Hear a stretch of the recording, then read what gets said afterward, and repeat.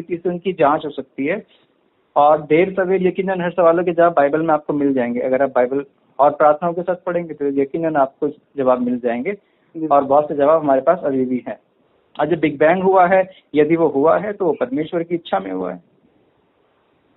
बिल्कुल, क्योंकि big bang से लोग कहते हैं कि समय की शुरुआत हुई है ना। अच्छा, बात ये भी है पास्टर जी कि जिस वक्त बिग बैंग शुरू हुआ, जिस समय बिग बैंग हुआ, उसके बाद ये समय आया, नहीं तो उससे पहले समय नहीं था। तो सवाल ये बनता है कि जिस वक्त बिग बैंग हो रहा था, जिस समय बिग बैंग हो रहा था, वो समय कौन सा था? वो समय वक्त की शुरुआत थी, आदि कहते हैं उसको, आदि। जिस वक्त बिग बैंग हो रहा था वो भी तो समय ही था, वक्त था। वक्त अभी बिग बैंग हो रहा है, समय उसके बाद आएगा, लेकिन जो बिग बैंग हो रहा है वो वाला समय कौन सा है? आदि। लेकिन है तो समय। अरे कोई बात नहीं, वो तो सब परमेश्वर की इच्छा है। जो हो सकता है आने वाले समय परमेश्वर आपको इस बात पे लेकर जाए कि आप पास्टर बनो और लाखों लाख लोगों को प्रीचिंग करो। अरे praise the Lord, praise the Lord. Oh my God, wow. तो ये भी निर्धारित है। हाँ, सब कुछ निर्धारित। मतलब कि ये कहना गलत नहीं होगा, जैसे कि हमारे मुस्लिम भाई भी कहते हैं कि पत्ता पत्ता हिलता है अल्लाह की मर्जी के बगैर, पत्ता भी नहीं हिल पाता। हाँ, बिल्कुल नहीं हिलता उसकी मर्जी के बिना। तो ये भी बात सही है। हाँ, बिल्कुल सही बात है। उसकी इच्छा के बिना कुछ भी नहीं होता। उसकी इच्छा के बिना तो क्रिएशन ही नहीं। वो तो सृष्टिकर्ता और हम सृष्टि है। तो सृष्टिकर्ता का अधिकार है सृष्टि के ऊपर, वो जब चाहे उसे जैसा बनाए, जैसा उसको तोड़े। A few moments later. उसकी इच्छा के विरुद्ध कोई चीज नहीं होती। उसकी इच्छा के विरुद्ध भी कुछ चीजें होती हैं भैया।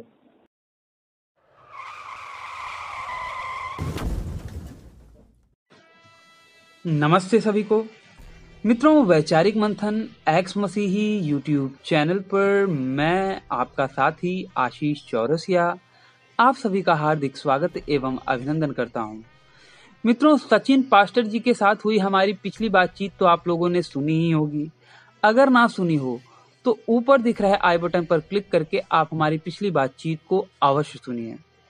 तो जैसा कि आप लोगों ने ये जाना कि किस प्रकार से सचिन पास्टर जी का नंबर हमें काजल मसीही के द्वारा प्राप्त हुआ और किस प्रकार से सचिन पास्टर जी से मैंने अपने मित्र नितिन आर्य भाई की बातचीत करवाई थी, क्योंकि मैं सचिन पास्टर जी से बात नहीं कर पा रहा था उस प्रकार से, क्योंकि उनके सामने मैं एक मसीही अर्थात प्रभु यीशु में विश्वास करने वाला एक विश्वासी था।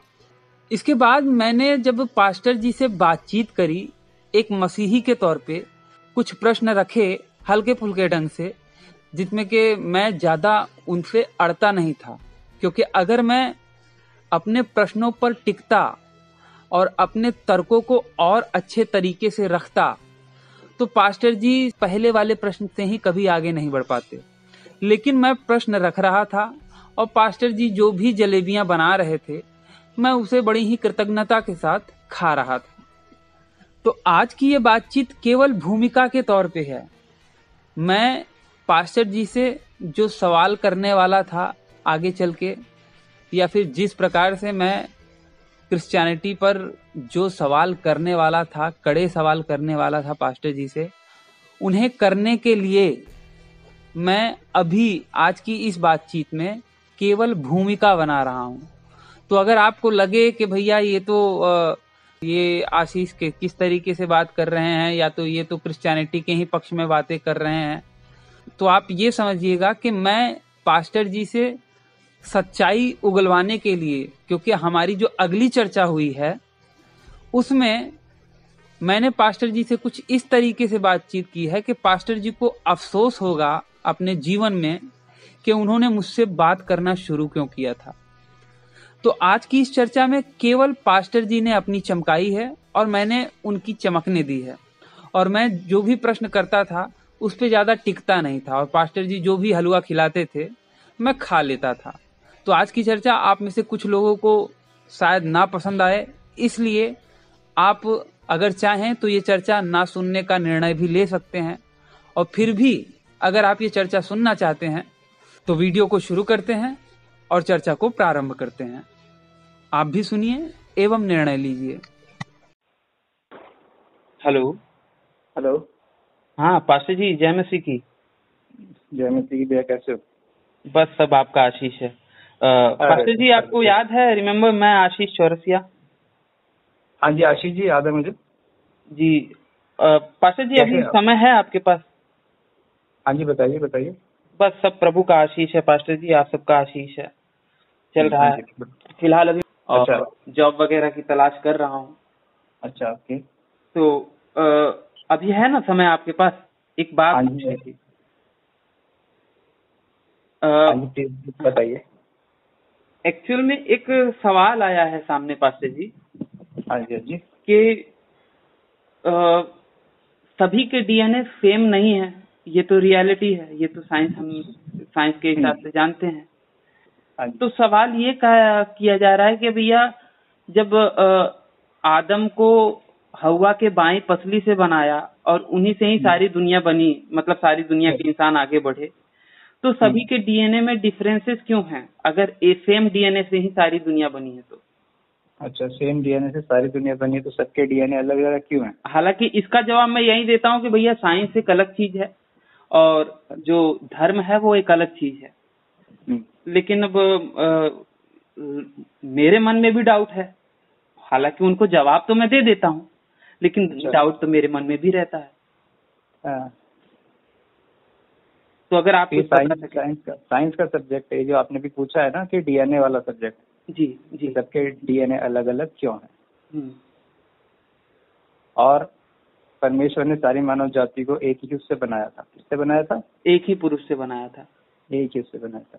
लेकिन मेरे को जहां तक लगता है वो ये है कि पाप के कारण मनुष्य के अंदर इतना पाप है कि डीएनए तक उसका चेंज है पूरी तरह से, और अलगाव पूरी तरीके से है। जिस प्रकार परमेश्वर प्रभु यीशु मसीह कहते हैं कि भाई देखो, जो मिलाप कराने वाले हैं वो धन्य है, यानी कि जो मेल मिलाप वाले हैं, जो एक जैसा बनाने वाले लोग हैं वो धन्य है। लेकिन पाप ने डीएनए तक को अलग कर रखा है, इतने अंदर तक घुसा हुआ है आत्मा में, इतने शरीर के अंदर तक घुसा हुआ है कि डीएनए तक को, परमेश्वर की मिशन को, सृष्टि को इस तरह तोड़ा हुआ है कि सबको अलग अलग उसने बिखरा रखा है। जी जी जी। अच्छा, वो मेरे भाई से बात होती है क्या अभी आपकी? मेरे से तो बात करता है, लेकिन आपके बारे में बात करता हूँ कि भैया पास्टर जी से बात कर लो, तब नहीं बात करता।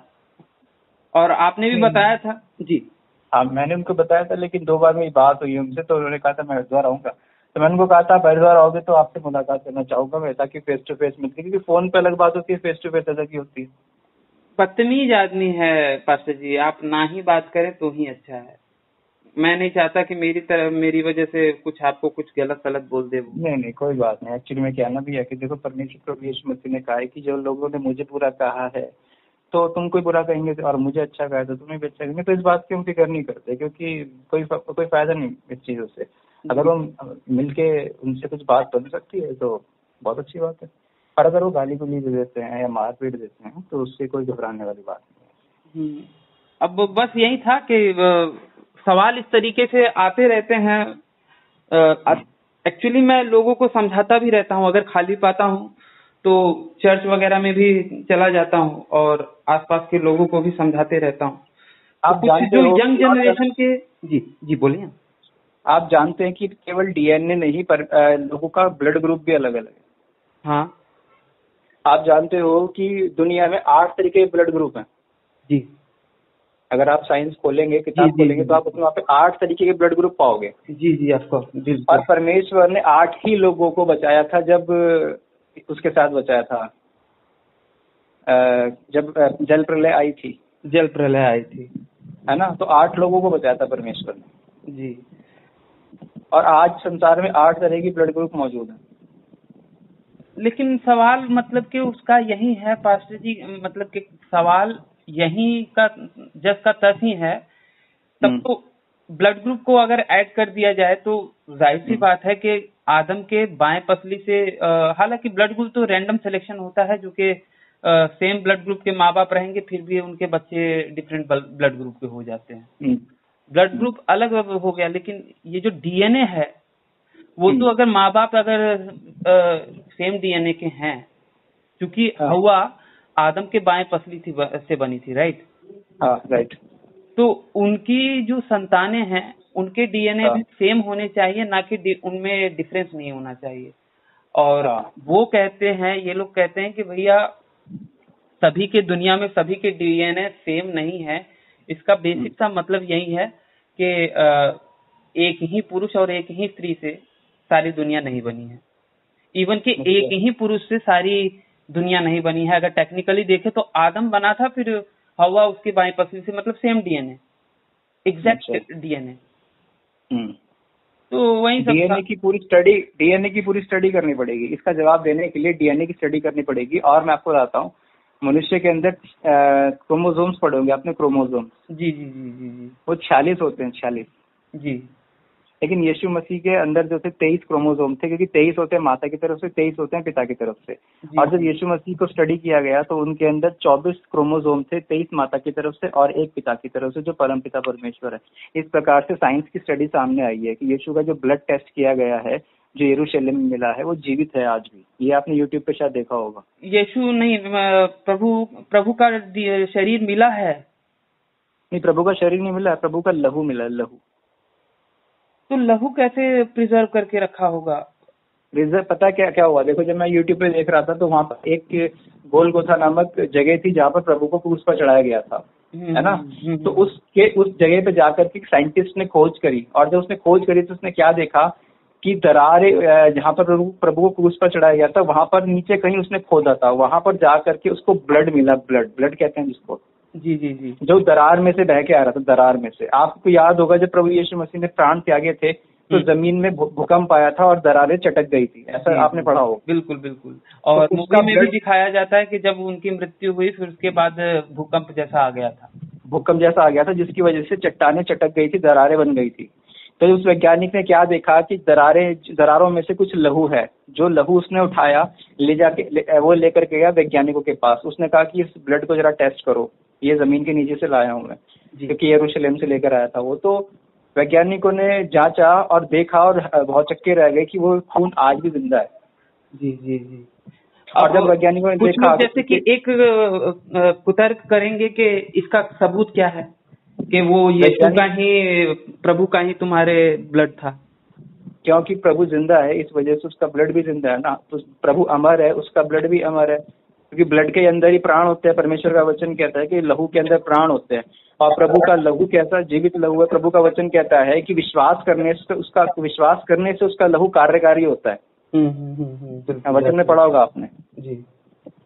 तो प्रभु जिंदा है, उसका लहू जिंदा है, उसके लहू में प्राण है। प्रभु कहता है जो मेरा लहू पीता है उसके अंदर प्राण रहता है, उसके अंदर जिंदगी रहती है, क्योंकि प्रभु का लहू भी ऐसा है, जिंदा रहता है, मरता नहीं है। तो जो वैज्ञानिकों ने खोज किया, तो वैज्ञानिकों ने ना केवल ये पाया कि वो ब्लड आज भी जिंदा है, काम कर रहा है, उसने ये भी देखा कि उसके अंदर जो डीएनए वगैरह की जो करी गई, उसमें देखा गया कि 24 क्रोमोसोम है इसके अंदर। 23 माता की तरफ से हैं, बाकी पिता का कोई क्रोमोसोम नहीं है। जो पिता की 23 होते हैं वो है ही नहीं उसमें। और यीशु मसीह एकमात्र ऐसे मनुष्य पैदा हुए धरती पर जो कि केवल स्त्री से जन्मे है। पुरुष से जन्म पाने का उनका कोई हाथ नहीं था। जी। अब जैसे एक सवाल किया था एक बंदे ने, इसी से आपने बोला तो मुझे याद आ गया। उसने कहा था कि ये जो मांस और लहू खाने की तुम्हारा प्रभु बात करता है, ये तो कितना गलत है कि मांस और लहू। तो मैंने कहा कि वो मांस और लहू सिग्निफिकेंट, मतलब कि प्रतीकात्मक रूप से बोला है, उसका एज इट इज मतलब नहीं है। दृष्टांत अगर आपने बाइबल पढ़ी है तो वहाँ पे कई जगह पे, खास करके नए नियम में दृष्टांत शब्द आया है। प्रभु ने खुद कहा है कि मैं दृष्टांत रूप में तुम्हें ये बातें बता रहा हूँ। दृष्टांत का मतलब होता है उदाहरण, उसको एज इट इज नहीं लिया जाता, राइट। तो मैंने कहा कि वो जो लहू और मांस खाने की बात हो रही है, अगर आप देखें तो टोस्ट और वाइन पिया जाता है। हाँ, प्रभु भोज।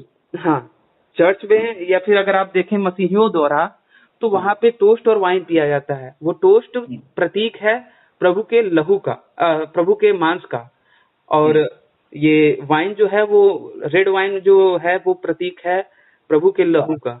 वो एज इट इज नहीं है, उसका प्रतीक है। तो उस तरीके से मैं भी थोड़ा बहुत समझता हूँ, लेकिन कुछ कुछ बातों में मैं भी अटक जाता हूँ कि भैया कैसे है। अब एक बंदा था, वो कह रहा था कि जो तुम्हारा यीशु है वो कौन है। मैंने कहा भाई वो पवित्र आत्मा है। तो उसने बोला कि मरियम कैसे गर्भवती हुई? मैंने कहा कि पवित्र आत्मा के द्वारा वो गर्भवती हुई। सही है ना?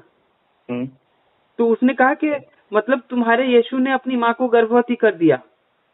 नहीं, ये सब मैंने कहा कि नहीं, ये गलत है। तो वो कहता है कि आखिर तुम्हारे प्रभु यीशु पवित्र आत्मा है। मैंने कहा हाँ। तो वो कहता है कि ये मरियम को गर्भवती किया पवित्र आत्मा ने। मैंने कहा हाँ। तो कहता है कि तो पवित्र आत्मा ने अपनी माँ को, तुम्हारे पवित्र आत्मा रूपी प्रभु यीशु ने अपनी माँ को गर्भवती किया। तो इससे मैं ज्यादा कुछ बोल नहीं पाया, लेकिन इतना मैं समझ गया कि वो किस सेंस में या फिर क्या दिखाना चाहता है, क्या बताना चाहता है, मैं समझ गया। लेकिन मैं उसको उस वक्त जवाब कुछ दे नहीं पाया। अच्छा, ठीक है, ओके। पवित्र आत्मा प्रभु यीशु मसीह जो है वो पूरी तरह से परमेश्वर है। उन्होंने 3 प्रकार से अपने आप को प्रकट किया संसार के ऊपर। 3 प्रकार से प्रकट किया। पहला पुराने नियम में यहोवा के नाम से प्रकट किया, नए नियम में यीशु मसीह के नाम से और पवित्र आत्मा के नाम से अपने आप को प्रकट किया। लेकिन जब यीशु मसीह जो परमेश्वर के वचन है, परमेश्वर के वचन है, वो आए संसार में, तो पवित्र आत्मा ने छाया किया था उनके ऊपर। क्या किया था? केवल छाया किया था उनके ऊपर। छाया करने की वजह से वो गर्भवती हुई थी, ना कि किसी फिजिकल रिलेशन की वजह से गर्भवती हुई थी। छाया करने का मतलब है आशीर्वाद। बात ये भी है पास्टर जी के नॉन फिजिकल चीज फिजिकल चीज कैसे पैदा कर सकती है? मतलब कि अभाव से भाव का उत्पन्न होना, ये साइंस कहता है कि जहाँ पे कुछ चीज है ही नहीं, कोई मैटर नहीं है, तो वहाँ पे मैटर नहीं उत्पन्न हो सकता। ठीक है, ओके, थैंक यू सवाल के लिए। परमेश्वर का वचन ये कहता है, परमेश्वर यहोवा ने शून्य में से लेकर के रच दिए चीजों को। एब्सोल्युटली। आपने वचन में पढ़ा होगा, परमेश्वर का वचन कहता है जहाँ पर कुछ नहीं है, तो वहां से चीजों को पैदा कर देता है। ये बात तो बिल्कुल साइंस का सीधा जवाब बाइबल में से निकलता है कि साइंस कहती है जहाँ पे कुछ नहीं होता है वहां से कुछ नहीं आ सकता। नहीं, परमेश्वर प्रभु यीशु मसीह हमारा परमेश्वर सामर्थी परमेश्वर है जो शून्य से लेकर रचता है। हम गीत भी गाते हैं, शून्य से लेके तूने मुझे रच दिया अपने ही स्वरूप में। जी बिल्कुल, है ना, ये बात है। और बहुत सी ऐसी बातें हैं, बहुत से ऐसे वचन है जो ध्यान आते रहते हैं, लेकिन देर सवेर याद आ अगर बिग बैंग की थियरी देखी जाए तो वो भी बाइबल से प्रूव होती है। हाँ, बिग बैंग वगैरह सब कुछ परमेश्वर के। देखिए मैं आपको एक बात बता देता हूँ भैया, परमेश्वर समय काल समय स्पेस और मैटर के अंडर में नहीं आता। परमेश्वर अगर समय के अंडर में आएगा तो परमेश्वर नहीं है। परमेश्वर अगर मैटर के अंडर पदार्थ के अंडर में आ जाएगा तो परमेश्वर नहीं हो सकता, ठीक है। और स्पेस के अंडर में आ जाएगा तभी नहीं। परमेश्वर का वचन कहता है कि मैं स्वर्गों में नहीं समाता, यानी कि मैं स्पेस में भी समा नहीं सकता, मैं इतना बड़ा हूँ जी। तो परमेश्वर समय से परे हैं, मैटर से परे हैं और ज्ञान से परे हैं। परमेश्वर, उनको आत्मिक रीति से उनकी जांच हो सकती है और देर सवेर यकीनन हर सवालों के जवाब बाइबल में आपको मिल जाएंगे। अगर आप बाइबल और प्रार्थनाओं के साथ पढ़ेंगे तो यकीनन आपको जवाब मिल जाएंगे और बहुत से जवाब हमारे पास अभी भी हैं। और जो बिग बैंग हुआ है, यदि वो हुआ है तो वो परमेश्वर की इच्छा में हुआ है। बिल्कुल, क्योंकि बिग बैंग से लोग कहते हैं कि समय की शुरुआत हुई है। क्या शुरुआत हुई? समय की शुरुआत हुई बिग बैंग से। तो इसका मतलब बिग बैंग से पहले कुछ होना चाहिए, है ना। अच्छा, बात ये भी है पास्टर जी कि जिस वक्त बिग बैंग शुरू हुआ, जिस समय बिग बैंग हुआ, उसके बाद ये समय आया, नहीं तो उससे पहले समय नहीं था। तो सवाल ये बनता है कि जिस वक्त बिग बैंग हो रहा था, जिस समय बिग बैंग हो रहा था, वो समय कौन सा था? वो समय वक्त की शुरुआत थी, आदि कहते हैं उसको, आदि, यानी कि वो ऐसा। बिग बैंग थियरी की मैं लूप होल बता रहा हूँ कि जिस वक्त बिग बैंग हो रहा था वो भी तो समय ही था, वक्त था। वक्त अभी बिग बैंग हो रहा है, समय उसके बाद आएगा, लेकिन जो बिग बैंग हो रहा है वो वाला समय कौन सा है? आदि। लेकिन है तो समय, समय तो है। और जबकि कहा जा रहा है, साइंस ये कह रही है कि टाइम भी उसके बाद आया। ये मुझे नहीं लगता कि टाइम उसके बाद आया, टाइम हमेशा से है। क्या कहते हैं? देखिए, परमेश्वर का वचन कहता है कि मैं अनंत काल का परमेश्वर हूँ। अब अनंत काल का परमेश्वर को यदि हम डिकोड करें तो अनंत काल का मतलब होता है कि जिसका कोई काल ही नहीं, जिसका कोई समय नहीं, जिसके जो समय से परे, जिसके पास समय समय। अनंत काल का तो ये मतलब हो गया जिसके पास नहीं समय। तो यहाँ पर हमारी समय की गणना, जहाँ पर समय की गणना समाप्त हो जाए वो परमेश्वर ऐसा परमेश्वर है। परमेश्वर समय से परे इसलिए है क्योंकि उसके यहाँ पे वर्षों की गणना नहीं है। परमेश्वर का वचन कहता है यहोवा तेरे वर्षों का अंत नहीं है, तेरे वर्ष अनंत हैं। अब अनंत का क्या मतलब है जी कि गिनती समाप्त हो चुकी है। बिल्कुल बिल्कुल, एब्सोल्युटली। अब खरबों पद्मों जो भी आता है वो सब परमेश्वर के सामने बेकार हो जाता है क्योंकि परमेश्वर के वर्ष अनंत है। तो ये जो समय है परमेश्वर समय से परे है, और अगर समय से परे नहीं है तो फिर वो परमेश्वर नहीं हो सकते। परमेश्वर 3 चीजों से परे है, स्पेस, मैटर और टाइम। ये सब परमेश्वर ने बनाया है। जो बनाएगा वो बड़ा होगा ना। अब मान लो कि आज आप कोई इन्वेंशन कर दो, मान लो कि आज आप कोई गाड़ी बना दो, तो आप बड़े हुए या गाड़ी बड़ी हुई? मैं बड़ा हुआ। आप बड़े हुए, तो गाड़ी का एक समय आया, लेकिन आपका तो पहले से समय था। बराबर है ना? तो आपके तो परमेश्वर तो अनंत है, इसलिए उनके यहाँ पे समय की गणना तो भूल ही जाओ, वो तो अनंत है। लेकिन जब चीजें बनाने में आता है परमेश्वर तो उसका समय निर्धारित कर दिया। परमेश्वर का वचन कहता है प्रेरितों के काम में कि परमेश्वर ने मनुष्य को भी, अगर आप 17 या 18 अध्याय पढ़ेंगे जहाँ पर पौलुस ने वाद विवाद किया था जा करके लोगों से, है ना, तो उसने ये बताया था कि परमेश्वर ने मनुष्य को क्यों बनाया है, कि उनके समय को बांधा है। अभी आपके बाइबल है आपके पास? हाँ जी, बाइबल है। हाँ, बाइबल खोलिए जरा 17 अध्याय एक बार, अगर गलत नहीं तो। कौन सी किताब? प्रेरितों के काम। प्रेरितों के काम। प्रेरितों के काम, उसका 17 अध्याय। 17 अध्याय उसका 26 से 29 वचन तक पढ़ दीजिए। 36 से 29। 17 अध्याय 26 से 29। एक सेकंड। 17 में 36 वचन नहीं है, 34 वचन तक ही है सर। 26 से 26 से 26 से 26। ओके, 26 36 ना? 26 से 26 में भी 36 नहीं है, 32 तक ही है। नहीं, मैं कह रहा हूँ 17 अध्याय 26 वचन से पढ़ना है आपको। 17 अध्याय प्रेरितों के काम। अच्छा 26, अच्छा 17 अध्याय 26। एक्चुअली मैंने मोबाइल में ही डाउनलोड कर लिया है। कोई नहीं, आप आराम से निकालोगे। 26। उसने एक ही मूल से मनुष्यों की सभी जातियां सारी पृथ्वी पर रहने के लिए बनाई हैं। अब एक सेकंड, अब डीएनए का जवाब, पहले डीएनए का देखते हैं। यहाँ पे परमेश्वर का वचन कहता है कि उसने एक ही मूल से, जैसा कि अभी आपसे सवाल पूछा गया था, एक ही आदमी हुआ तो डीएनए अलग अलग कैसे हो गए, है ना?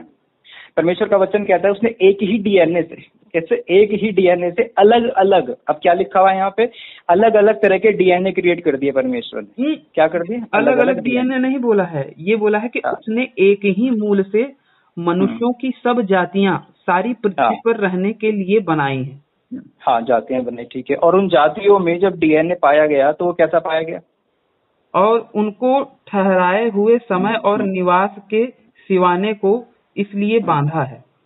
हाँ, एक सेकंड, अब यहाँ पर लिखा है कि समय को बांध दिया। परमेश्वर ने मनुष्य के समय को निर्धारित कर दिया कि भाई सचिन इतने साल जिएगा और आप श्री पास्टर जी इतने साल जिएंगे। इसलिए निर्धारित कर दिया परमेश्वर ने हर किसी का समय।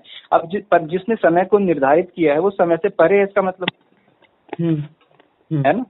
हमारा तो समय यहाँ पर क्या है, कंट्रोल में है परमेश्वर के, परंतु जो कंट्रोल कर रहा है उसका समय कोई कंट्रोल नहीं कर रहा, वो समय से परे हो गया। अब आगे कि वे परमेश्वर को ढूंढें, वे लोग जिनको बनाया है परमेश्वर ने, कि वे परमेश्वर को ढूंढें, कदाचित उसे टटोल कर पा जाएं, तो भी वह हम में से किसी से दूर नहीं। हाँ, थैंक यू। अभी परमेश्वर का वचन यहाँ पे क्या कहता है कि मनुष्य को परमेश्वर ने किस लिए बनाया? एक बात के लिए परमेश्वर ने मनुष्य को बनाया कि उसको ढूंढने के लिए बनाया, और दूसरा कोई काम के लिए परमेश्वर ने नहीं बनाया। बराबर। अगर परमेश्वर, अगर हम पूछे, अगर हमसे कोई सवाल करने वाला आता है तो हम उससे ये पूछे कि भाई तुझे क्या लगता है परमेश्वर ने तुझे क्यों बनाया? खाने पीने के लिए, स्त्री पा करके बच्चे पैदा करने के लिए, किस चीज के लिए मनुष्य को बनाया? तो परमेश्वर का वचन कहता है कि मैंने मनुष्य को इसलिए बनाया है और उनका समय इसलिए निर्धारित किया है ताकि वो मुझको ढूंढे। इसका मतलब प्रभु यीशु मसीह ने कह दिया था कि तुम पहले परमेश्वर की धार्मिकता, उसके राज्य की खोज करो, क्योंकि हम उसी में जीवित रहते और चलते फिरते और स्थिर रहते हैं। जैसे तुम्हारे कितने कवियों ने भी कहा कि हम तो उसी के वंश भी हैं। तो परमेश्वर का वंश होकर हमें यह समझना उचित नहीं कि ईश्वरत्व सोने या रुपए या पत्थर के समान है जो मनुष्य की कारीगरी और कल्पना से गढ़े गए हों। Yes, thank you. यहाँ पर पौलुस ने अन्य जातियों से बात करी जाकर, वो अन्य जाति जो कि मूर्ति पूजा करते थे और बहुत सारे देवी देवताओं को पूजते थे। जब आप इसको कॉन्टेक्स्ट के साथ पढ़ोगे तब आपको क्लियर हो जाएगा कि वो कौन से देश में पड़ा हुआ है। अन्य जातियों के बीच में पौलुस को सेवाएं दी गई थी। पौलुस ने जाकर के देखा कि वहां पर एक ऐसे ईश्वर की वेदी है जिसमें लिखा है अनजाने ईश्वर के लिए। तो ये पौलुस जाकर के अनजाने ईश्वर यानी प्रभु यीशु मसीह के बारे में लोगों को बता रहा है कि देखो एक ही परमेश्वर है जिसमें हम चलते फिरते हैं, जिसने हमको रचा है और हमारी प्रायोरिटी, हमारी प्राथमिकता ये है, परमेश्वर ने हमको इसलिए रचा है ताकि हम उसको ढूंढें। बराबर है। और वो हम में से किसी से भी दूर नहीं है। अब सवाल पूछने वाले से भी परमात्मा दूर नहीं है, आपसे भी दूर नहीं है। सवाल पूछने वाले को भी इसलिए बनाया है ताकि परमात्मा को ढूंढे। अब सवाल पूछने वाले का भी समय निर्धारित है, हमारा समय भी निर्धारित है।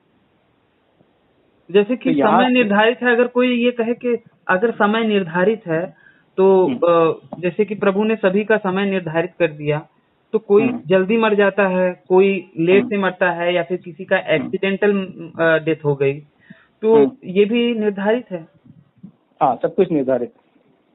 मतलब कि ये कहना गलत नहीं होगा, जैसे कि हमारे मुस्लिम भाई भी कहते हैं कि पत्ता पत्ता हिलता है, अल्लाह की मर्जी के बगैर पत्ता भी नहीं हिल पाता। हाँ, बिल्कुल नहीं हिलता उसकी मर्जी के बिना। तो ये भी बात सही है।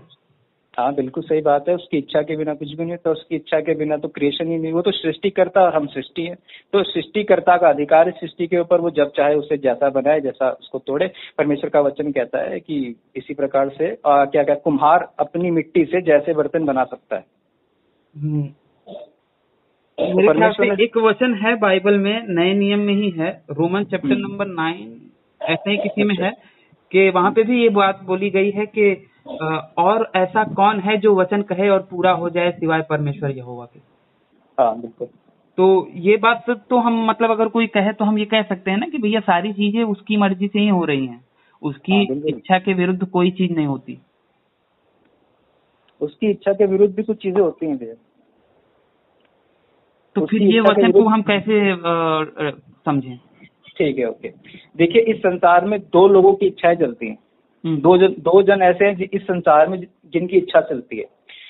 प्रभु यीशु मसीह को आपने पढ़ा होगा, प्रभु यीशु मसीह ने कहा कि हे परमेश्वर, मेरी नहीं आपकी इच्छा पूरी हो। बिल्कुल। इसका मतलब कि किसी और की भी इच्छा है जी। ये संसार जो है शैतान के कब्जे में जी। तो यहाँ पर शैतान की भी इच्छा पूरी होती है। जब किसी का बलात्कार होता है जी, तो वो किसकी इच्छा होती है? परमात्मा की तो बिल्कुल इच्छा नहीं है कि कोई किसी का बलात्कार करे। हाँ, ये तो है कि अगर 50 रुपए के चक्कर में अगर कोई आके मुझे चाकू मार दे तो परमेश्वर की तो इच्छा ये नहीं होगी कि भाई 50 रुपए के चक्कर में कोई मेरी हत्या कर दे। परमेश्वर का वचन कहता है तू हत्या मत करना। बिल्कुल। तो ये संसार जो है किसके अंडर में चल रहा है ये देखना इंपॉर्टेंट है। यहाँ पर दो प्रकार की इच्छाएं हैं। ना तो यहाँ तो परमेश्वर का राज्य नहीं है, परमेश्वर का राज्य यहाँ पर नहीं है। विश्वासियों के कारण परमेश्वर का राज्य इस धरती के ऊपर है। तो हाल फिलहाल दो प्रकार के राज्य इस धरती पर कार्य कर रहे हैं। पहला राज्य शैतान का अंधकार का राज्य, दूसरा ज्योति का राज्य जो हमारे अंदर है। वैसे टेक्निकली अगर ये भी देखें पास्टर जी, तो शैतान का राज्य भी आया जब प्रभु ने शैतान को, जब परमेश्वर ने शैतान को बनाया था, तो उस वक्त तो ये वो जानते थे कि शैतान का राज्य आएगा और वो अपने राज्य में क्या क्या करने वाला है। सुई से लेके पहाड़ तक की सारी चीजें उनको पता होंगी, राइट? सारी पता, बिल्कुल सारी पता। तो वो भी तो उनकी इच्छा से ही हुआ, वो चाहते थे। अगर वो इच्छा ना होती, उनकी मर्जी ना होती, तो वो शैतान को ना बनाते और शैतान का राज्य ना आता। लेकिन वो चाहते थे कि शैतान का राज्य आवे और शैतान ये चीजें करे, इसीलिए तो उन्होंने बनाया। मतलब कि देखा जाए तो इनडायरेक्टली वो मर्जी तो उस प्रभु परमेश्वर की ही हो रही है। देखो, मर्जी सब परमेश्वर की ही पूरी होती है। परमेश्वर हमको फ्री विल देता है। वास्तव में प्यार करने का आनंद पास्टर जी कब आता है? आपका मैं गुड नेम भूल गया सर, जरा एक बार बताएं। आशीष। तो मिस्टर आशीष, आप जानते हैं कि अगर मैं आपसे ये कहूँ कि आशीष जी मैं आपसे प्रेम करता हूँ, तो आशीष जी आप मुझसे एक बात पूछे कि जबरदस्ती करता है या दिल से करता है? दिल से, है ना जी। और अगर मैं आपसे कहूँ जबरदस्ती करता हूँ तो आपको मजा आएगा? बिल्कुल नहीं। और अगर मैं कहूँ आशीष भैया मैं आपसे दिल से प्यार करता हूँ तो आपको आपका मन खिल जाएगा? बिल्कुल। तो परमेश्वर का मन खिल जाता है जब हम अपनी इच्छा से परमेश्वर को चुनते हैं। हम कहते हैं कि हम सरेंडर करते हैं, भले पिता आपकी इच्छा पूरी हो, क्योंकि आप ही आदर सम्मान महिमा के योग्य हैं, शैतान इस योग्य नहीं है, वो तो गिरा हुआ नीच है। हम नीच को महिमा नहीं देंगे, नीच के साथ नहीं चलेंगे, हम अपनी इच्छा से आपके पीछे चलेंगे, आपको जानेंगे। तब परमेश्वर खुश होगा कि नहीं, ये फ्री विल से प्रेम करने आ रहे हैं मेरे पास, जबरदस्ती नहीं है कुछ भी। नहीं, बिल्कुल। देखिए, स्वर्ग में तो हमें उसी समय मौका मिल जाता है जिस दिन हमने प्रभु यीशु मसीह को अपना मान लिया। क्योंकि परमेश्वर का वचन क्या कहता है? परमेश्वर का वचन कहता है कि तेरे काम जल जाएंगे पर तू बच जाएगा। जी जी भाई, आप उद्धार को छीन नहीं सकते ना, क्योंकि उद्धार तो परमेश्वर प्रदत्त है। जी, उद्धार तो हमारा खुद का नहीं है ना। देखो, उद्धार हमें किसने दिया? परमेश्वर ने दिया हमको उद्धार, हमने खुद तो कमाया नहीं है। तो जो परमेश्वर ने हमें वरदान प्रदान किया, तो वरदान तो वापस नहीं छीनेगा वो। जी जी। क्योंकि बाइबल भी यही कहती है कि अब तू, मतलब वचन कहता है कि भाई अब तू ये देख ले कि यीशु मसीह नींव है, उसके ऊपर कैसा तू रद्दा रख रहा है। अगर तू गलत रद्दा रखेगा तो न्याय के दिन तेरे काम प्रकट हो जाएंगे और वो तेरे काम जल जाएंगे, लेकिन तू बच जाएगा जलते जलते, यानी कि तुझे तो उद्धार मिल जाएगा, लेकिन तेरे काम जल जाएंगे। अभी आपसे बात करने लगा और आपने की बात करी ना, एक उदाहरण दिया, तो उससे मुझे याद आ गया, जब भी आपसे बात हुई थी मेरे भाई की, उसके बाद उसने मेरे से बात करी थी कुछ दिनों के बाद। तो उसने कार के ऊपर भी एक बात बोली थी और बोला था कि तुम्हारा जो पास्टर जी हैं वो इसका जवाब नहीं दे पाए, ऐसा है वैसा है, और काफी सारी बातें उसने बोली। तो अच्छा, बलात्कार पे उसने मुझसे कुछ सवाल किए थे, काफी घंटों मेरी उससे बातचीत उसी पॉइंट पे हुई थी। अच्छा। तो जहां तक है मैंने अपना स्टैंड उसको बता दिया था, लेकिन वो कह रहा था कि तुम्हारा ये जो बात है वो बचकाना है। अब वो कह रहा था उस टाइम पे, ये हाल ही में हुआ था, ये क्या कहते हैं, कोलकाता का। अच्छा। कोलकाता में वो जो आर्जिकल मेडिकल हॉस्पिटल है, वहां पे जो लेडी हॉस्पिटल ये डॉक्टर थी, उनके साथ जो हुआ बहुत ही गलत था। तो उसने बोला कि जैसे कि संजय रॉय क्या नाम से, उसको रियलाइज हो, उसको आभास हो कि मैंने गलत किया है, और अगर वो क्या नाम से तुम्हारा प्रभु यीशु को मानने लगे सच्चे दिल से और वो अपना जीवन मन फिरा ले, तो क्या उसके पाप क्षमा हो जाएंगे? मैंने कहा कि हाँ, प्रभु तो सबको क्षमा करता है, उससे भी बड़े बड़े लोगों ने पाप किए हैं, उन सभी को क्षमा किया है, तो उसको भी क्षमा करेगा। तो वो कहने लगा कि ये तो गलत है, ये ऐसा है। तो उस लड़की के साथ जिस लड़की के का उसने वो किया, सुनने में तो आ रहा है कि गैंग हुआ था उसके साथ, तो उसके साथ न्याय कहाँ हुआ? तब तो तुम्हारा जो यहोवा परमेश्वर है वो अन्याय करने वाला हुआ। तो लोगों को तो ये दिखाई देता है ना।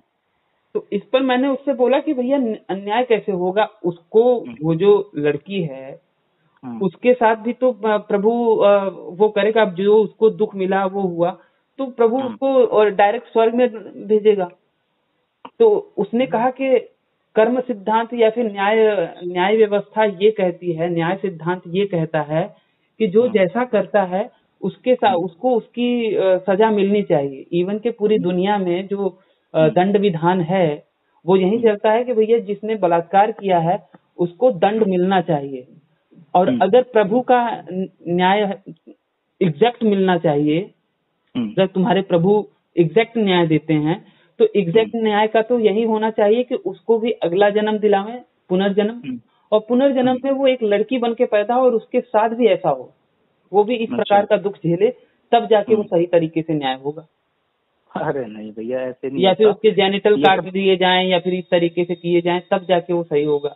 वो ये सब बचकानी बातें हैं। इससे छोटे बच्चे होते हैं ना, वैसे बात करते हैं इस प्रकार की, ये बचकानी बात है। क्योंकि मैं आपको बताऊं कि जो पहले आप बताओ, दंड व्यवस्था क्यों है संसार के अंदर? दंड व्यवस्था इसलिए है क्योंकि यहाँ पर दंड देने के योग्य काम होते हैं जी, इसलिए तो दंड व्यवस्था है। स्वर्ग में दंड व्यवस्था नहीं है। लेकिन स्वर्ग और नरक दंड व्यवस्था और उसका रिवॉर्ड का व्यवस्था तो है। रिवॉर्ड तो सिर्फ इस बात के ऊपर है ना कि आप यीशु मसीह के लिए फल कितने लेकर के आते हो, आप यीशु मसीह की तरह कितने बनते हो। आप यीशु मसीह की तरह अगर सारी दुनिया बन जाए तो ना तो कोई किसी को गाली देगा, ना किसी के बलात्कार के बारे में सोचेगा, ना किसी पे गंदी नजर रखेगा, तो दंड की प्रक्रिया समाप्त हो गई फिर तो।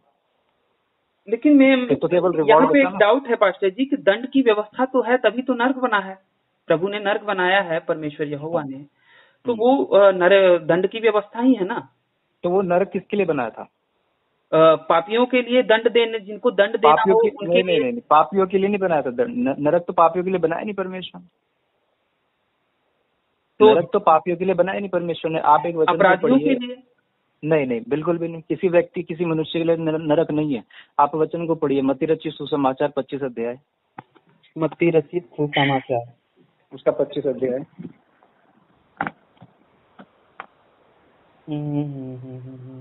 एक सेकंड। मत्ती रचित सुसमाचार उसका 25वां अध्याय। हाँ, उसका 41 वचन पढ़ दीजिए। 41 41 ना। यस।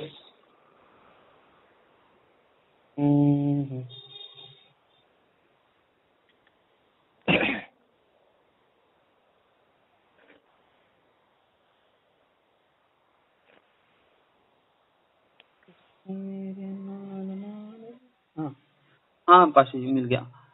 तब वह बाईं ओर वालों से कहेगा, हे श्रापित लोगों, मेरे सामने से उस अनंत आग में चले जाओ जो शैतान और उसके दूतों के लिए तैयार की गई है। अरे बाप रे, नरक तो मनुष्य के लिए तैयार किया ही नहीं गया था। नरक तो शैतान और उसके दूतों के लिए तैयार किया गया था। जी जी।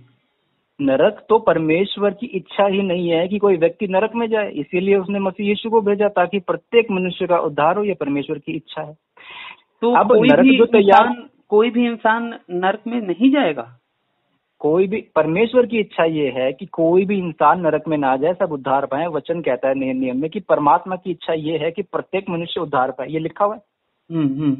यहाँ पर परमेश्वर का वचन क्या कहता है? प्रभु यीशु मसीह कह रहे हैं न्याय के दिन कि तुम उस आग में चले जाओ जो शैतान और उसके दूतों के लिए तैयार की गई थी।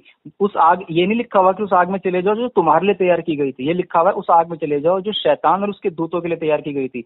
तो नरक जो तैयार किया गया था परमात्मा की तरफ से, जो दंड की प्रक्रिया थी, वो थी शैतान के लिए और उसके गिरे हुए स्वर्गदूतों के लिए। परंतु मनुष्य ने अपनी इच्छा से सरेंडर कर दिया शैतान को और बलात्कार करने लगा, चोरी करने लगा, हत्या करने लगा और परमेश्वर की तरफ उसने अपना मन नहीं फिराया। इस वजह से यहाँ पे फिर प्रभु ने कहा है कि मतलब कहना वही है ना पाशा जी कि मतलब उनको भी नरक में तो भेजा जाएगा ना, नरक में ही डाला जाएगा ना जो गलत करेंगे। नहीं नहीं नहीं सर, बहुत, ये तो प्रभु यीशु मसीह के वचन बहुत शानदार वचन है अगर इनको ढंग से पढ़ा जाए। यहाँ पर वचन देखो एक बार फिर से, आप पढ़ो 41 वचन को। तब वह बाईं ओर वाले लोगों से कहेगा, बाईं ओर वाले लोगों से कहेगा कि श्रापित लोगों, मतलब कि जो बुरे लोग होंगे वो बाईं ओर होंगे जजमेंट डे के दिन।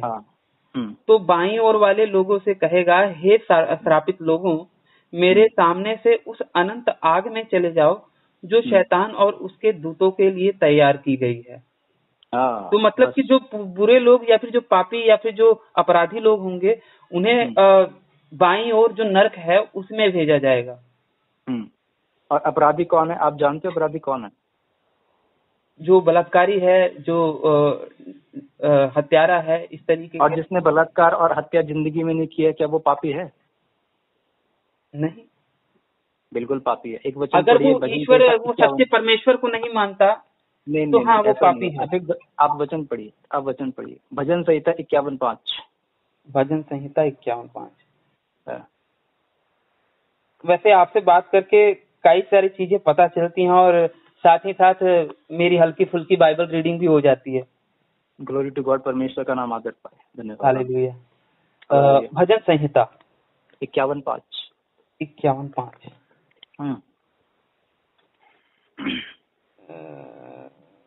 51:5।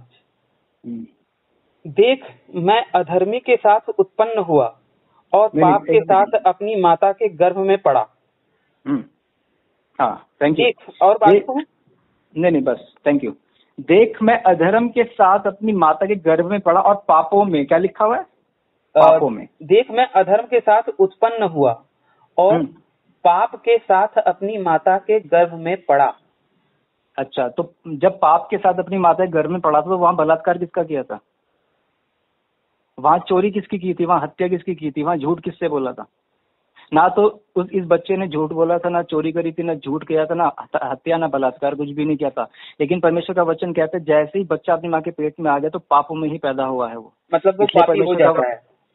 वो पापी हो जाता है। और अगर ये बच्चा बड़ा होने के बाद किसी का बलात्कार ना करे, किसी की चोरी, 1 रुपए की चोरी ना करे, और किसी से कुछ भी वो ना करे, गलत काम ना करे, तब भी वो पापी ही है, जब तक वो मसीह यीशु को अपना एकमात्र उद्धारकर्ता को, यानी कि हरि को, यानी कि यीशु मसीह को अपना उद्धारकर्ता नहीं मानता। हरि क्यों कहें हम उसे? क्योंकि परमेश्वर का वचन कहता है कि देखो ये परमेश्वर का मेमना है जो जगत के पाप हर ले जाता है, जो जगत वो के ठीक है पापों को पास्टर हर जी, लेकिन मैं उसको अपने प्रभु को हरि क्यों बोलूं? ये तो हिंदू लोग बोलते हैं ना। और हिंदू और मुसलमान की बात नहीं भाई साहब, हरि का मतलब समझिए, हरि का मतलब होता है हरने वाला। मसीह यीशु का मतलब है दुख भंजन। मसीह यीशु का क्या मतलब है? दुख भंजन। क्योंकि संसार में सबसे बड़ा दुख है, यदि कुछ है तो वो मृत्यु है जी। और वो मृत्यु को हरा करके जब पुनरुत्थान उनका हुआ तो उनका नाम पड़ गया दुख भंजन, और वो हमेशा के लिए दुखों का भंजन कर देते हैं। इस तरह से यदि हम प्रभु यीशु मसीह को जान लेते हैं, प्रभु यीशु मसीह को जानने वाले हो जाते हैं, तो दुख भंजन हो जाते हैं, हम भी हो जाते हैं, क्योंकि परमेश्वर का वचन ये कहता है कि यीशु मसीह दुख भंजन है, उसने मृत्यु को हरा दिया। एक छोटा बच्चा, न्यूबॉर्न बेबी, उसको भी हम पापी कहेंगे? हाँ बिल्कुल, 100% पापी कहेंगे उसको, 100% पापी। अगर उसको रियलाइज नहीं है। अगर वो अपनी पूरी लाइफ कोई भी गलत काम ना करे और वो अगर उसकी मृत्यु हो गई बाद में और उसने कोई गलत काम नहीं किया, अच्छा काम ही किया, मतलब कि सही से अपना जीवन बिताया, तो वो स्वर्ग में जाएगा कि नरक में जाएगा? ठीक है, एक सवाल पूछता हूँ मैं, आप ही से पूछता हूँ। चलो, आप जब मसीह में नहीं थे, कितने साल हो गए आपको मसीह में आए हुए? मुझे 5-6 साल हो गए। कितने, आपकी उम्र कितनी है? मेरी उम्र 29 है। 29, यानी कि जब आप 23 साल के थे तब आप मसीह में आए, है ना? जी जी जी, लगभग। जब आप 22 साल के थे, आपने किसी महिला के ऊपर कुदृष्टि डाली थी? हाँ, उस उम्र में तो होता ही है। पड़ती है, मैंने भी बहुत डाली, आपने भी बहुत डाली, ठीक है, मैंने खूब डाली। वो तो होता है, वो तो है ना। तो इसका मतलब ये हुआ कि निर्गमन की 10 आज्ञा जो है, उसमें से हमने आज्ञा को तोड़ दिया। जी। जब आज्ञा तोड़ दी तो पापी हो गए। लेकिन उसके बाद हमने प्रभु को स्वीकार किया, तब जाके हमें तब जाकर हमारे पाप धुल गए। बिल्कुल। हाँ, गलती करना बुरी बात नहीं है, गलती करके उस गलती को ना सुधारना बुरी बात है, ऐसा मुझे लगता है। हाँ बिल्कुल सही बात कह रहे हैं आप। उसका प्रायश्चित ना करना बुरी बात होती है। प्रभु यीशु मसीह ने कहा है संसार में ठोकर ना लगे, ऐसा नहीं हो सकता, है ना। लेकिन हाय उस पर जो ठोकर का कारण बने। तो यहाँ पर हम एक चीज और देखते हैं पास्टर जी, कि गलती तो हमसे होंगी कि पापों में पैदा हो। पास्टर जी, आप पास्टर हो, मुझे क्यों पास्टर कह रहे हैं आप? अरे कोई बात नहीं, वो तो सब परमेश्वर की इच्छा है। जो हो सकता है आने वाले समय में परमेश्वर आपको इस बात पे लेकर जाए कि आप पास्टर बनो और लाखों लाख लोगों को प्रीचिंग करो। अरे praise the Lord, praise the Lord. Oh my God, wow. देखिए, जब हम माँ के पेट में पड़ते हैं तो परमेश्वर का वचन कहता है भजन संहिता 51:5 में कि पापों में ही मैं उत्पन्न हुआ हूँ। और प्रभु यीशु मसीह क्या कहते हैं? अपने पापों में मरोगे अगर तुम नहीं स्वीकार करोगे कि मैं वही। एक वचन पढ़ो आप, यूहन्ना रचित सुसमाचार। यूहन्ना रचित सुसमाचार,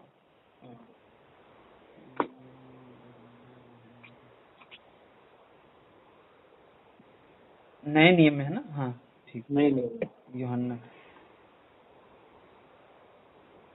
यूहन्ना का कौन सा वॉल्यूम, पहला, दूसरा या तीसरा? उसका नहीं, यूहन्ना रचित सुसमाचार, यूहन्ना पत्री नहीं, यूहन्ना रचित सुसमाचार 8वां अध्याय। अच्छा, एक मिनट, कहाँ गया? हाँ, पत्री में, मैं पत्री में चला गया था। ठीक, तो यूहन्ना रचित कौन सा अध्याय? उसका आप पढ़िए 8वां अध्याय 24 वचन। 8वां अध्याय 24 वचन। 24 वचन। इसीलिए मैंने तुमसे कहा कि तुम अपने पापों में मरोगे, क्योंकि यदि तुम विश्वास नहीं करोगे कि मैं वही हूँ तो अपने पापों में मरोगे। अरे बाप रे, पापों में क्यों मरेंगे? अगर मेरे जैसा वहां पे खड़ा होता तो मैं एक बात उनसे पूछता, प्रभु जी ऐसी बात कर रहे हो, मैं पापों में क्यों मरूंगा? प्रभु मेरे को बताएंगे भजन संहिता 51:5 पढ़, क्योंकि तू पापों में पैदा हुआ है इसलिए पापों में मरेगा। यदि तू विश्वास नहीं करेगा कि मैं दुख भंजन हूँ। नहीं, तो कहना ये है पाशा जी कि वो अगर पापों में मर गया तो फिर उसके साथ क्या होगा? दूसरी मृत्यु मर जाएगा, फिर वो पहले मृत्यु तो मरेगा, दूसरी मृत्यु मर जाएगा। प्रभु यीशु मसीह हमको दूसरी मृत्यु से बचाने आए। तो वो मर गया तो फिर उसके बाद वो कहाँ जाएगा, स्वर्ग में कि नरक में? अगर वो पापों में मर गया तो उसके बाद तो जब न्याय उसका होगा तो फिर देखो क्या होगा, उसको तो कठिनाई हो जाएंगी, तकलीफ हो जाएगी उसको। तो क्योंकि प्रभु यीशु मसीह को देख रहे हैं और उसका इनकार कर रहे हैं। प्रभु यीशु मसीह को देखकर इनकार कर रहे हैं। प्रभु यीशु मसीह कहता है तुमने मुझे देख लिया तो भी तुम विश्वास नहीं करते, धन्य वे हैं जो बिना देखे विश्वास करते हैं। फॉर एग्जाम्पल एक बात कह रहा हूँ पास्टर जी, कि जैसे कि मेरे माता पिता हैं, मेरे भाई बहन हैं, हालांकि मैं अपने भाई बहनों को भी समझाते रहता हूँ, हो सकता है भविष्य में वो समझे, लेकिन अगर वो ना समझे, उन्होंने मन नहीं फिराया, और मेरे माता पिता भी हैं, मेरे सगे संबंधी भी हैं, और कई सारे ऐसे लोग हैं जो कि बहुत अच्छे हैं, दिल से बड़े अच्छे हैं और मुझे हमेशा सपोर्ट करते हैं, हमेशा प्यार करते हैं, लेकिन हाँ वो प्रभु को नहीं मानते। वो जैसे कि शंकर भगवान को या फिर दुर्गा माता जी को या फिर गणेश जी को इस तरीके से मानते हैं। तो अगर वो मर गए तो उनको वो स्वर्ग में जाएंगे कि नरक में जाएंगे, या फिर उनके साथ क्या होगा आखिरत में? ठीक है, थैंक यू फॉर क्वेश्चन, सवाल के लिए धन्यवाद। परमेश्वर का वचन कहता है, प्रभु यीशु मसीह ने कहा था कि जो विरोध में नहीं है वो पक्ष में है। लेकिन स्वर्ग जाएंगे कि नरक में, मेजर क्वेश्चन ये है। नहीं, आपका वो न्याय करने का वो नहीं है। अभी आपका न्याय तो प्रभु यीशु मसीह करेगा आप करके। आप इस बात की टेंशन मत लो कि वो क्या करेंगे। आपको पहले अपने उद्धार के विषय में सोचना है। आप अपने उद्धार में बढ़ते रहो, प्रभु से प्रार्थना करते रहो, टेंशन मत लो। प्रभु यीशु मसीह ने कहा ना, ये है पास्टर जी के घर वाले हैं, थोड़ा तो मोह, थोड़ा तो प्रेम होता है ना घर वालों के। प्रॉब्लम है कि मोह की तो बात है। मेरे को भी अपने भाई से, मम्मी से बहुत प्यार है, बहुत लगाव है। मैं भी उनके बारे में सोचता हूँ। कभी पहले मैं भी बहुत सोचता था कि इनका क्या होगा, इनका क्या होगा। सब आत्माएं परमात्मा की बनाई हुई है। भैया देखो, एक बात को हमको समझना पड़ेगा, ये जो माया है ना, माया जी, ये शैतान का फंदा है जी, और एक विश्वासी शैतान के फंदे को काटने वाला होता है। तो हमें इस मोह माया में नहीं पड़ना, हमें प्रार्थना करनी है हम अपने लोगों के लिए। और प्रभु यीशु मसीह ऐसे अच्छे प्रभु परमेश्वर है एकमात्र, जो ये कहते हैं कि अगर कोई मेरे विरोध में नहीं है तो वो मेरे पक्ष में है। और प्रभु का एक वचन ये भी क्या कहता है कि यदि तू विश्वास करेगा तेरा संपूर्ण घराना उद्धार पाएगा। ये लिखा हुआ है ना वचन जी। तो आपका घराना भी उद्धार पाएगा। आप उस बात की चिंता मत करो, अब इसी बात की चिंता मत करो। मैं तो आपसे कहता हूँ, आप प्रभु के पास आ गए, आप चिंता रहित हो जाओ। अगर आप चिंता करोगे तो गड़बड़ हो सकती है आपकी जिंदगी में। यदि मैं चिंता करूंगा मेरी जिंदगी में गड़बड़ हो जाएगी। इसलिए चिंता मत करो। परमेश्वर का वचन कहता है कि तुम किसी बात की चिंता मत करो। ना तुम्हारा उद्धार हो गया ना, और परमेश्वर न्याय करने वाला परमेश्वर है। हम यहाँ पर न्याय करने के लिए ना बैठ जाएं कि अरे मेरा तो हो गया, इनका नहीं होगा, इनका नहीं होगा। ये टेंशन लेने की जरूरत नहीं है। हमारा आपका संबंध शरीर के साथ है, आपके घर परिवार वालों का। आत्मा के साथ आपका रिलेशन नहीं है भैया। बराबर है। शरीर शरीर को पैदा करता है और आत्मा आत्मा को पैदा करती है। प्रभु यीशु मसीह ने क्या कहा था निकोदेमुस से, शरीर शरीर को जन्म देता है और आत्मा आत्मा को जन्म देती है। तो आप जो शरीर से पैदा हुए हो, जो मोह माया में पैदा हुए हो, पापों में हम लोग पैदा हुए ना, हम लोग समझते हैं कि इनके साथ हमारा कुछ संबंध है। जैसे कि गीता का एक श्लोक मुझे याद आ रहा है, मुझे पूरा नहीं पता है, थोड़ा सा ही पता है कि नयनम छिंदन्ति शस्त्राणि नयनम दहति पावक, और इस तरीके से है कि मतलब वो जो आत्मा है, वो जो पवित्र आत्मा है, उसे ना काटा जा सकता है, ना गलाया जा सकता है, ना मारा जा सकता है, ना भिगोया जा सकता है। हाँ, ठीक है, ओके। कि वो शरीर से परे की चीज है। नहीं, प्रभु यीशु मसीह ने वचन में ये कहा है कि तुम उनसे मत डरो जो शरीर को घात कर सकते हैं, वरन उससे डरो जो शरीर और आत्मा दोनों का नरक में नाश कर सकता है। ये लिखा हुआ। बिल्कुल बिल्कुल बिल्कुल बिल्कुल, ये मैंने पढ़ा। मैं आपकी टेंशन को दूर करने के लिए कोशिश कर सकता हूँ, प्रार्थना कर सकता हूँ और आपको इतना समझा सकता हूँ कि शरीर से हमारा रिलेशन सिर्फ नाम का होता है कि ये मेरी माता जी हैं, ये मेरे पिताजी हैं। उनकी आत्मा इम्पोर्टेंट है, शरीर इम्पोर्टेंट नहीं है। और हम इस माया में फंस जाते हैं देख करके कि अरे यार मेरे तो हो गया, इनका होगा कि नहीं होगा। ये टेंशन प्रभु की है, हमारी टेंशन नहीं। प्रभु की टेंशन है। इस पे बस बात यही है पास्टर जी के, एक छोटा बच्चा है, हम उसको कैसे कह सकते हैं कि हाँ वो पापी है, जबकि छोटे बच्चे को तो कहा जाता है कि बच्चे मन के सच्चे होते हैं और बच्चे भगवान का रूप होते हैं। ठीक है, एक एग्जाम्पल के तौर पे बताता हूँ। आपके घर में कोई बच्चा है 4-5 साल का? हाँ है। ठीक है, एक काम करना, एक चॉकलेट लेकर आना, 10-12 चॉकलेट उनको। मतलब 5 साल का नहीं है पास्टर जी, लेकिन 1.5 साल का है बच्चा। 1.5 साल का है ना, ठीक है, ओके, एक काम करना आप, एग्जाम्पल के तौर पे बता रहा हूँ, शायद अगर आप ऐसा करें, 10-12 चॉकलेट लेके आना और उनको बिस्तर पे डाल देना, और आप ना कहीं छुप जाना। बच्चे को पता रहना चाहिए कि वो चॉकलेट आ रखी है घर में। बच्चा आएगा, उन चॉकलेटों को उठाएगा। जब आप उसे जाके पूछोगे ना कि तूने चोरी करी, तो वो कहेगा नहीं। क्या कहेगा वो? नहीं। क्योंकि पापों में पैदा हुए, इसलिए ऑटोमेटिकली झूठ बोलते हैं। लेकिन पास्टर जी, वो झूठ तो कोई गलत नहीं लगता, वो तो प्यारा झूठ है। हाँ, प्यारा झूठ है, प्यारा है, क्योंकि बच्चों को ना पाप का बोध नहीं, पाप का बोध नहीं है बच्चे को। परमेश्वर का वचन क्या कहता है कि बच्चे को धर्म का ज्ञान नहीं होता, धर्म के बारे में पता नहीं होता। अगर वो झूठ बोल भी रहा है तो नेग्लेक्ट हो जाता है। जब हम झूठ बोलते थे, एक बात बताइए, आप जब 23 साल के थे, जब मैं 23 साल का, तो कितने झूठ हम बोलते थे? बहुत बोलते थे ना। परमेश्वर हमारे सब झूठों को देखता था, और आज भी देखता है जितने बोलते हैं हम लोग, है ना। लेकिन फिर भी हमको मार नहीं डाला उसने क्या किया? माफ करता आया। तो हम चाहे बालक हो चाहे समझदार हो, झूठ झूठ ही है, और परमेश्वर की दृष्टि में झूठ झूठ ही। यहाँ पर ये है कि वो इग्नोर कर देता है। जैसे हम इग्नोर कर देते हैं ना छोटे बच्चे के झूठ को, कि अरे कोई नहीं, 2 साल का ही तो बच्चा है, बड़ा प्यारा सा झूठ बोल रहा है, इग्नोर कर देते हैं। परमेश्वर भी क्या करते रहे, जब तक मसीह हमारी जिंदगी में नहीं था, कि चलो इग्नोर कर देते हैं, ये जो अपने दाहिने बाहिने हाथ का फर्क नहीं जानते ना ये लोग, इनको माफ कर देता हूँ, इग्नोर कर देता हूँ। लेकिन जब हम मसीह के साथ हम चलने लगते हैं, तो उसके बाद हमारी को बुद्धि और ज्ञान मिलने लगता है कि नहीं, जब तक हमें सत्य का ज्ञान ना हो, उस वक्त अगर हम कुछ गलत करते हैं तो वो क्षमा कर दिया जाएगा, क्षमा कर दिया जाएगा। जब तक, लेकिन जब सत्य का ज्ञान हो गया है, जबकि प्रभु यीशु मसीह ने कहा है यूहन्ना 14:6 में कि मार्ग, सत्य और जीवन मैं ही हूँ, हमने यीशु को जान लिया है, उसके बाद अगर लगे रहते हैं चोरी करने में, बलात्कार करने में, लड़कियों को छेड़ने में, और ये सब कुंठाई में लगे रहते हैं, तो फिर उसके बाद तो प्रॉब्लम है, उसके बाद दंड का सामना करना पड़ता है। तो मैंने वही कहा पास्टर जी कि जैसे कि कोई बच्चा है, वो पैदा हुआ और उसके बाद मर गया, उसको प्रभु यीशु के बारे में कुछ नहीं पता, और वो अपने मूर्ति और अपने उन देवी देवताओं को मानते हुए मर गया। तो चूंकि वो नहीं जानता था, इसलिए उसने जो भी गलत किया उसको प्रभु क्षमा करेगा। हाँ, बिल्कुल क्षमा कर देगा प्रभु। तो अगर गलतियां क्षमा कर दी जाएं तो व्यक्ति तो पवित्र ठहरा, सही ठहरा। बिल्कुल। तो सही ठहरा तो वो तो स्वर्ग में जाने का अधिकारी होगा। बिल्कुल, स्वर्ग में जाने का एक उसको स्थान दिया जाएगा स्वर्ग में।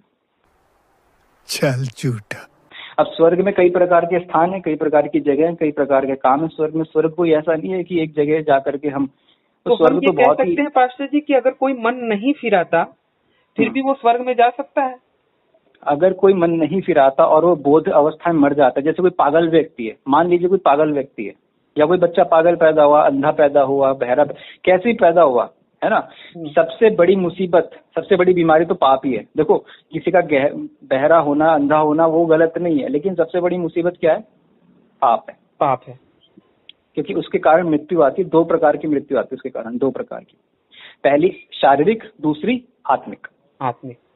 2 प्रकार की मौत आती है पाप के कारण। इसलिए मसीह यीशु ने कहा है कि तुम मरोगे अगर तुम दुख भंजन को स्वीकार नहीं करोगे। जो तुम्हारे दुखों का भंजन करने आया है, जो तुम्हें तुम्हारी दूसरी मृत्यु से बचाने आया है, जो आग और गंधक की झील है उससे बचाने के लिए आया है, अगर तुम उस दुख भंजन को नहीं मानोगे तो दूसरी मौत मरोगे। पहली मौत तो हर एक विश्वासी मरता है जी। देखो, आज कई विश्वासी ऐसे हैं, जो पौलुस था वो भी शारीरिक मृत्यु तो मरा था। हाँ, मृत्यु तो इस जीवन में, इस भौतिक जीवन में मृत्यु तो अटल है, अटल है। लेकिन प्रभु यीशु मसीह दूसरी मृत्यु से बचाने आए हैं। अब एक वचन पढ़ दीजिए, प्रकाशित वाक्य। प्रकाशित वाक्य का कौन सा अध्याय? हाँ, एक सेकंड। प्रकाशित वाक्य तो मुझे लगभग याद है, आप बताइए तो मैं समझ जाऊंगा। उसका 20वां अध्याय। कौन सा 20वां अध्याय? 20 का 14 पढ़ दीजिए। उसमें आग और झील के बारे में कुछ बोल, एक मिनट में देखता हूँ। अध्याय नंबर 20, वचन नंबर 14। हाँ। और मृत्यु और अधोलोक भी आग की झील में डाले गए। यहाँ आग की झील तो दूसरी मृत्यु है। आग की झील दूसरी मृत्यु। हालेलुया। पहला आदम जो संसार में पैदा हुआ वो मृत्यु को लेकर के आया, जो शारीरिक मृत्यु है। दूसरा आदम जो आत्मिक आदम है वो संसार में आया, वो जीवन को लेके आया। वो जीवन को इसलिए लेकर के आया ताकि इस आग की झील यानी कि हमेशा की मृत्यु से हमको बचा ले, दुख भंजन कर दे हमेशा के। बिल्कुल। मतलब मेरा बस अभी के बातचीत में हमारे कन्वर्सेशन ये इसमें ये मुझे थोड़ा सा वो था कि जो मेरे माता पिता हैं या फिर जो ऐसे लोग हैं जो पैदा हुए ही हैं दूसरे देवी देवताओं को या फिर मुर्दा परमेश्वर को मानते हुए, और वो उसी के हिसाब से मर जाएंगे, लेकिन उन्हें सत्य का ज्ञान नहीं हो पाया है, सत्य को वो नहीं माने हैं, सत्य को नहीं जान पाए हैं, तो वो जो गलती कर रहे हैं तो क्या वो स्वर्ग में नहीं जाएंगे? अगर मैं स्वर्ग में गया, मेरे परिवारजन नहीं मिलेंगे, मेरे संबंधी जिनसे मैं प्रेम करता हूँ, तो वो अगर नहीं मिलेंगे तो मेरे लिए तो दुख का कारण एक बन जाएगा। लेकिन अगर वो मिलेंगे, चूंकि आपने बताया कि वो भी स्वर्ग में मिलेंगे, तो अच्छी बात है, स्वर्ग में रहेंगे तो अच्छी बात है। अच्छा, एक सवाल मैं आपसे पूछना चाहता हूँ, अगर आपके पास टाइम है 5 मिनट का। हाँ जी, बोलिए ना पास्टर जी। मसीह यीशु को हम क्यों पूजते हैं? धन, नौकरी, स्वर्ग के लिए पूजते हैं या यीशु मसीह को प्राप्त करने के लिए पूजते हैं? अनंत आनंद और सुख की प्राप्ति के लिए या फिर प्रभु को प्राप्त करना, वही बात है। प्रभु को प्राप्त करेंगे तभी हमें सुख मिलेगा, तभी हमें आनंद मिलेगा, तभी हमें खुशी मिलेगी। क्योंकि सच्चा सुख प्रभु है, सच्चा सुख परिवार नहीं है सर। सच्चा सुख अगर परिवार होता, प्रभु को प्राप्त करेंगे तभी तो हमें स्वर्ग मिलेगा, अनंत जीवन। स्वर्ग तो आपके अंदर है ना सर, स्वर्ग का राज्य आपके अंदर है, यदि आप इन सब मोह माया से बचे हुए हो। लेकिन जजमेंट डे के बाद हम कहाँ जाएंगे? हम स्वर्ग में जाएंगे ना, जो प्रभु ने हमारे लिए बना के रखा है। हमारे अंदर स्वर्ग अलग हो गया, लेकिन मैं उस स्वर्ग की बात कर रहा हूँ पास्टर जी, जहाँ पे हम आखिरत में हमारे न्याय के दिन के बाद, जजमेंट डे के बाद हम जाएंगे। मैं उस स्वर्ग की बात कर रहा हूँ। हृदय में तो स्वर्ग है हमारे, अगर हमने हृदय में प्रभु को मान लिया, हमारे हृदय में प्रभु आ गया, तो वो तो स्वर्ग है ही। लेकिन मैं उस स्वर्ग की बात कर रहा हूँ जहाँ पे आखिरत में हमें जाना है, जो हमारा फाइनल डेस्टिनेशन है। तो हमें क्या जाना है, मतलब कैसे जाना है हमको? ये शरीर के साथ जाना है या फिर आत्मिकता में जाना है? आत्मिकता में जाना है, एब्सोल्युटली आत्मिकता में जाना है। हाँ, ये शरीर तो मिट्टी में मिल जाएगा। बिल्कुल बिल्कुल। हमें तो दूसरा शरीर दिया जाएगा, ये भी शरीर नहीं होगा हमारा। बिल्कुल बिल्कुल, आत्मिक शरीर मिलेगा। आत्मिक शरीर होगा जिसमें मृत्यु नहीं होगी, दुख तकलीफ दर्द तकलीफ नहीं होगी, टेंशन नहीं होगा, डर नहीं होगा। बिल्कुल बिल्कुल बिल्कुल बिल्कुल। और हमारे जो संबंध जुड़े हुए हैं, शरीर से जुड़े हुए हैं या आत्मा से जुड़े हैं? आत्मा से जुड़े हुए हैं। अगर आत्मा से जुड़े हुए हैं तो हमारे अंदर मोह माया नहीं होनी चाहिए। शरीर में है हमारी आत्मा शरीर में है, लेकिन सारी चीजें ऑपरेट तो हमारी आत्मा ही करती है ना, अगर मैं गलत नहीं हूँ तो। हाँ, सब ये कुछ प्रेम जो कर रहा हूँ मैं अपने माता से, अपने पिता से, ये मेरा शरीर थोड़ी ना कर रहा है, ये मेरी आत्मा ही कर रही है, क्योंकि वो पर कर किससे रही है? शरीर से कर रही है या आत्मा से कर रही है? शरीर से नहीं, आत्मा से ही कर रही है, ऐसा मुझे लगता है पास्टर जी। क्योंकि अगर वो शरीर में आत्मा ना रहे तो उसको जला दिया जाता है या फिर दफना दिया जाता है। अच्छा, मैं समझ गया। आत्मा है तभी उसी कुछ तो है, उस भौतिकता से परे कोई चीज है जिससे मैं प्रेम कर रहा हूँ। एक व्यक्ति दूसरे व्यक्ति से प्रेम करता है। तो आत्मा, आप सोल लवर हैं जिसे कहते हैं ना, आत्मा से प्रेम करने वाला व्यक्ति। बिल्कुल। हाँ, तो ठीक है, आप टेंशन मत लीजिए, क्योंकि अब आप सत्य को जान गए हो और अब आप शरीर से प्यार नहीं करते हो, अब आप आत्मा से प्यार करते हो। बिल्कुल। जब आत्मा से प्यार करते हो तो परमेश्वर जब न्याय करेंगे तो हमारे परमेश्वर अन्याय नहीं करते। परमेश्वर का वचन कहता है कि मैं अन्याय नहीं करता। अच्छा, मुझे एक जवाब देना, आपको यहाँ से समझ में आएगा शायद जी। नूह जो था, नूह के बारे में जानते हो? हाँ, नूहा नबी। हाँ, एक सेकंड, एक वचन को पढ़ना, देखो इससे हम वचन से और क्लियर हो जाए शायद। उत्पत्ति में आना, उत्पत्ति। हाँ, उत्पत्ति तो बताइए आप, मैं समझ जाऊंगा। आप प्रकरण बता दीजिए मुझे, प्रसंग बता दीजिए, मैं समझ जाऊंगा। ठीक है, एक सेकंड, मैं बाइबल खोलूंगा।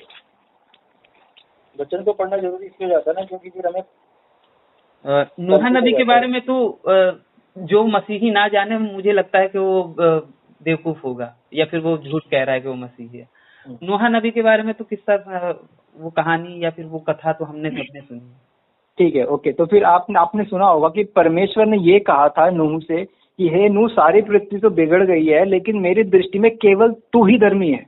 बिल्कुल बिल्कुल। अब मान लो परमेश्वर आपसे कह रहे हैं कि सारी पृथ्वी बिगड़ गई है, लेकिन आशीष आप ही मेरी दृष्टि में धर्मी हो। जी जी। तो अब नूह को बचाया था, पूरे परिवार को बचाया था परमेश्वर ने? पूरे परिवार को बचाया था। जबकि धर्मी कौन था? नूह था। तो बचाया पूरा परिवार गया था। मे भी शायद नूह के परिवार भी धर्मी रहे होंगे, नहीं नहीं नहीं, वचन क्योंकि को पढ़िए। अगर परमेश्वर आप वचन अधर्मियों का साथ नहीं देता।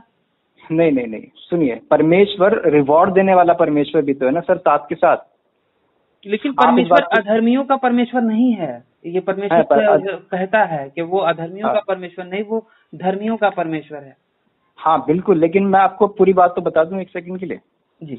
नूह को जब हम बाइबल में पढ़ते हैं तो परमेश्वर का वचन कहता है नूह से कि केवल तू ही धर्मी है, नूह तू ही धर्मी है, तेरे अलावा तेरे घर वाले भी क्या है, अधर्मी। तेरे घर वाले भी सब अधर्मी है, तू धर्मी है। लेकिन परमेश्वर ने क्या, घर वालों को अधर्मी बोला है, ये मुझे नहीं ध्यान में आ रहा है कि घर वालों को अधर्मी बोला है। जब परमेश्वर ने ये कहा है कि केवल तू धर्मी है, तो इसका मतलब ये हुआ कि तू ही एकमात्र तू ही धर्मी है, बाकी सब अधर्मी हो चुके।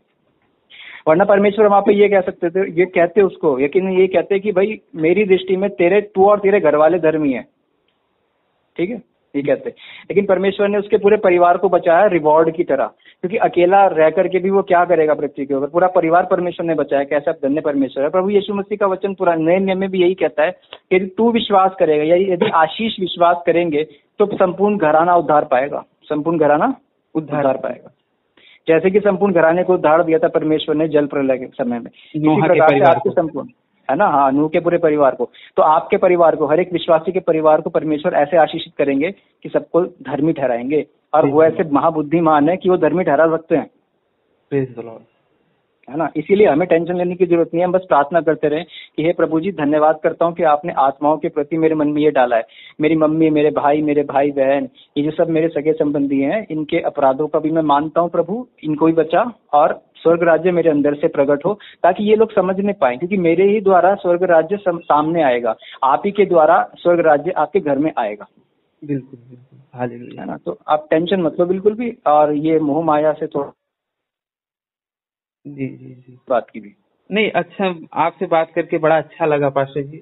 और मैं तो आपसे यही कहूंगा, मतलब आपसे ये याचना करना चाहूंगा कि अगर कभी भी मुझे इस प्रकार की दुविधा हो तो मैं आपके पास कॉल कर सकता हूँ। जब मर्जी कर लो, आप रात को कर लो, चाहे आप रात को, मतलब क्या है कि हम 9:30 से 10:30 बजे तक तो प्रेयर में रहते हैं। जी जी जी।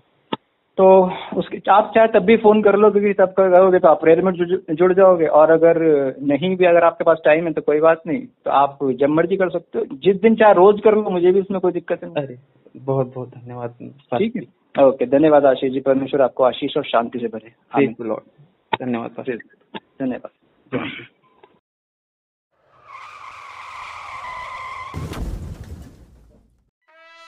तो बस मित्रों, आज का हमारा ये वीडियो यहीं पे समाप्त होता है। मित्रों, जैसा कि आप लोग जानते हैं कि हमारा ये चैनल डीमोनेटाइजेशन की मार झेल रहा है। हर एक वीडियो पे आए दिन डीमोनेटाइजेशन आ जाता है। तो अगर आप हमारे चैनल को आर्थिक सहायता देना चाहते हैं तो स्क्रीन पर दिख रहे QR कोड पर आप हमें आर्थिक सहायता कर सकते हैं। इससे मुझे मेरा ये कार्य जारी रखने में सहायता मिलेगी। और अगर आप सक्षम नहीं हैं तो कोई बात नहीं, कम से कम इस वीडियो को अपनी मित्र मंडली में ज़्यादा से ज़्यादा शेयर अवश्य करें। हो सकता है इससे हमारा कोई भाई या बहन अधर्म में जाने से बच जाए। इससे भी धर्म की बड़ी सहायता होगी। तो इस वीडियो को अंत तक देखने के लिए आप सबका बहुत बहुत धन्यवाद। नमस्ते जी, जय श्री राम, जय माँ भारती। इस संसार में कुछ लोग परमेश्वर के लोग हैं और कुछ शैतान के बोए हुए बीज भी हैं। बात ये है पास्टर जी, जो शैतान के बोए हुए बीज हैं वही तो पाप कर रहे हैं। हाँ, वो पाप और कर रहे हैं, परमेश्वर और ये जानते थे कि शैतान के जो बीज हैं वो दुनिया में पाप करेंगे, फिर भी परमेश्वर ने शैतान को बनाया ये अच्छे से जानते हुए, तो वो चाहते थे ना कि ये सब हो। हाँ, और शैतान हमेशा रहेगा भी नहीं, शैतान का तो अंत होगा।